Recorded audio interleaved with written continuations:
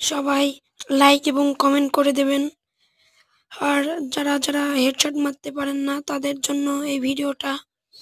আপনারা গান সাইজ 55 দেবেন এবং সেনসিটিভ 172, 153, 162, 157 এই সেনসিটিভিটা আপনারা দিয়ে দেবেন। তাহলে আপনাদের পুরা ভিডিও দেখবেন। পুরা ভিডিও দেখে আপনারা দেখবেন এই হেডশট লাগে কি লাগে না। আর গান সাইজ 55 আর নিচে দেখাই যাচ্ছে কোন কোন কোন কোন ক্যারেক্টার আমি নিয়ে খেলছি।